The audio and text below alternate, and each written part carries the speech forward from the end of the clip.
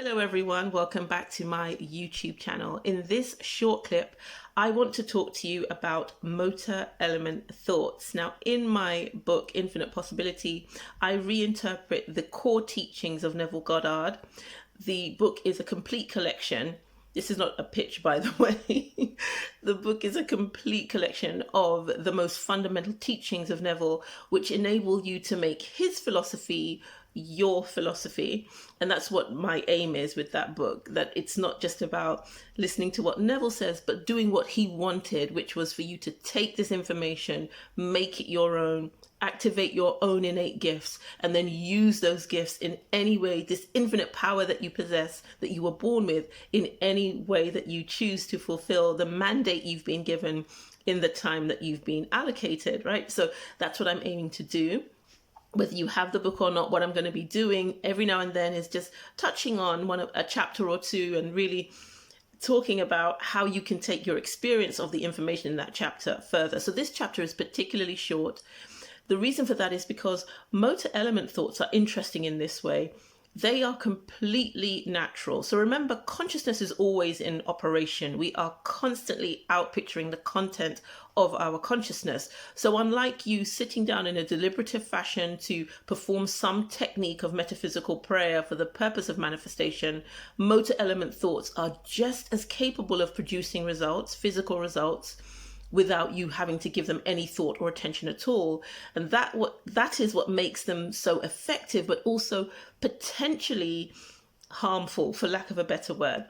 So what I want to talk to you about now is being aware of your motor element thoughts, which are what happens when some external stimulus is processed by your human mind and causes you to emote something. So if it's something good, you get some good news, or you see something that excites you, then you might get that tickle or that yay feeling. Those you don't have to do anything about. You let them run and run and run and produce as many wonderful physical results as they want to produce. But the ones that maybe cause you to feel a little bit of fear or trepidation, particularly in this time we're going through this global pandemic. There's been civil unrest and other things are starting to blossom as a result of these shifts. You might feel concerned about your situation, how you're going to care for your family, what you're going to do now as we reassess and reevaluate our lives in the world as we're waiting for things to settle and stabilize. Sometimes you can become concerned. You might see outbreaks of violence on the television that cause you to be concerned about your safety. You may have lost trust in the police or something like that. Those kinds of results, if you are, as a result of that sort of stimuli, are emoting negative emotions, they will produce correlating negative conditions, circumstances, effects, and so on in your physical life.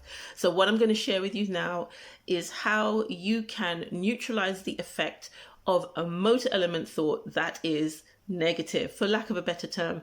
Negative esoterically really means destabilizing. So that's something that's worth knowing. So there's nothing for you to be afraid of. When you feel afraid, you're just in a state of emotional flux. You're in a state of emotional instability. The moment you're able to regain your composure, you lose that fear. That's something that's worth noting. But I'm not going into that in this clip. I'm just talking about how you can very effectively and very simply neutralize the effect of any motor element thought that you don't want to produce an effect in your life. Well, to be perfectly honest, once the impression is made, there's nothing you can do about it.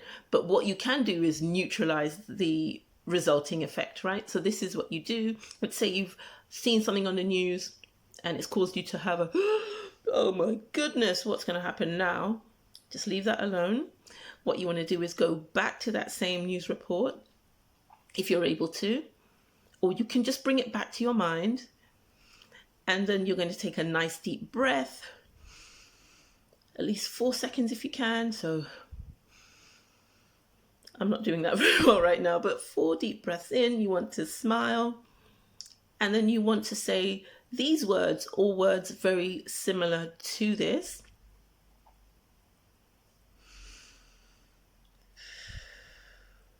There are no mistakes. All things are divinely ordered.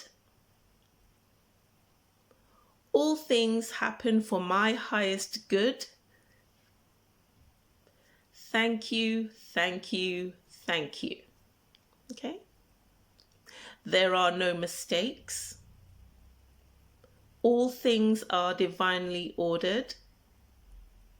All things work for my highest good. Thank you, thank you, thank you. Okay, so you can tweak that language if you want. I wouldn't deviate too far from that. One of the things that we need to understand about human speech is that it is capable of making an impression. So it has an emotional equivalent which makes an impression on consciousness as well. This is why I lay such heavy emphasis on us getting to know and use the spiritual language of emotion. Those statements make you feel something that impress on consciousness the neutralizing effect of whatever negative outcome will be produced, as a result of that involuntary motor element thoughts. So that's the thing to remember about motor element thoughts. They are involuntary. They're instantaneous, but they are just as capable of producing a result as a deliberative metaphysical prayer would. So we have to stay on top of them. So today, if you can, just indulge yourself, become aware of the fact that this is a part of you. It's so normal and natural that most of us don't give it any attention or any thought. But think about the fact that there are things that make you react in a strong way, instantaneously.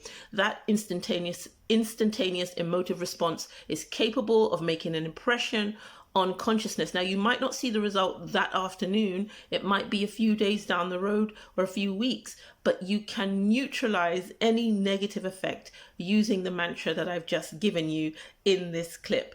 Please do use it. Leave your comments and questions. Remember, questions no more than 2 sentences in the comment box below. I'll leave a link to my book for those of you who don't have it. This is not a plug, as I've said. You don't have to buy it, but I put it out there because I want you to know a lot of what I know. Okay, I wish you all a wonderful day ahead, and I look forward to seeing you in the next upload.